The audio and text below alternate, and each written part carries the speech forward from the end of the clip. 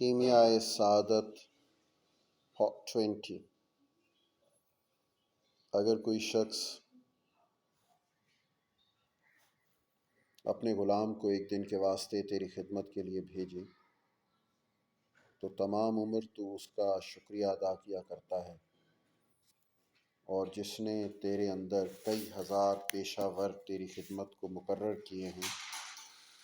کہ عمر بھر تیری خدمت سے ایک دم بھی فارغ نہیں ہوتے، تو اسے یاد بھی نہیں کرتا۔ بدن کی ترکیب اور اعضاء کی منفعت جاننے کو علم تشریح کہتے ہیں، اور وہ بڑا علم ہے اور خلقت اس سے غافل ہے، اسے نہیں پڑھتی۔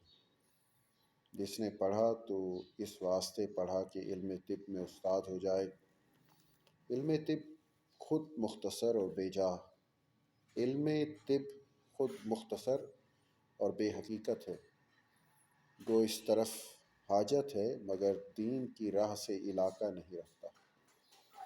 لیکن اگر کوئی شخص خدا کی عجیب صنعتیں دیکھنے کی نیت سے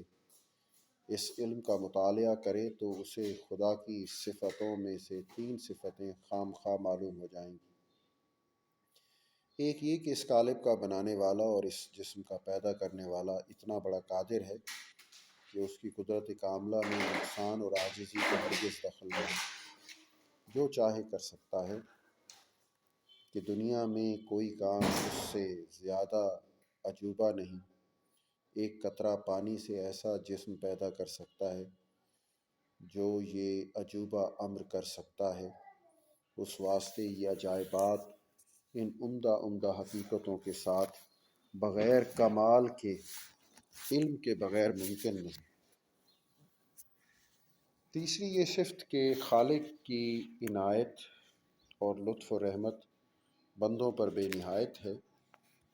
بندے کو جو کچھ چاہیے تھا پیدا کیا، بلکہ جس چیز کی ضرورت تھی مثلاً جگر، دل، دماغ کے حیوان کی اصل ہے، وہ بھی اسے دی،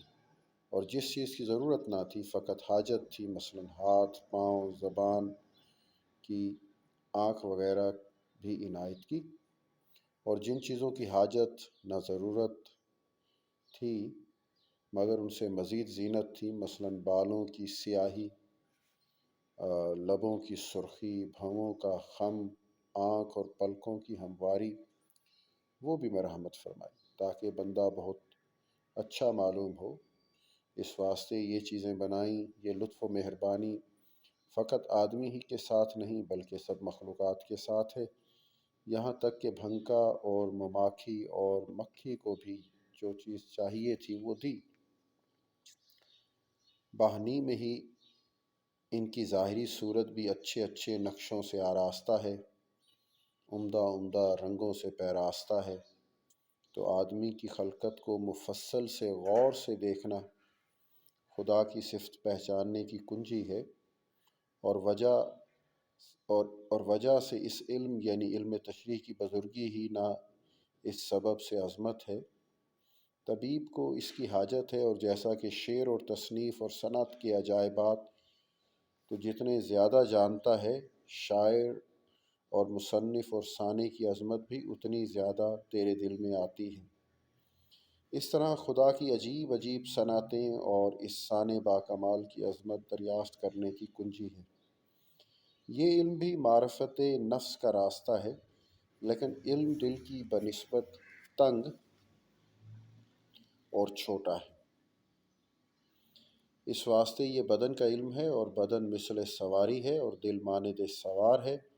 اور پیدا کرنے سے سواری مقصود نہیں،